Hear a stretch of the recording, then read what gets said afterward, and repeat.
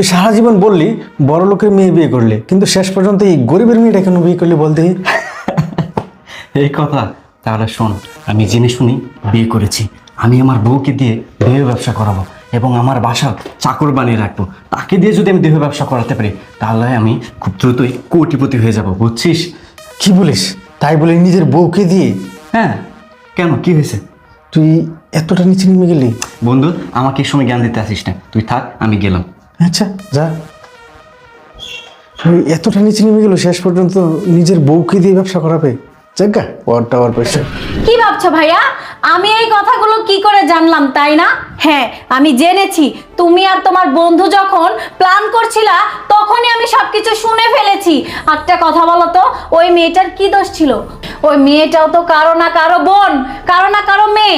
ভাইয়া, তুমি তো এমন ছিলে না, তুমি কি করে পারলে এত বড় একটা জঘন্য সিদ্ধান্ত নিতে?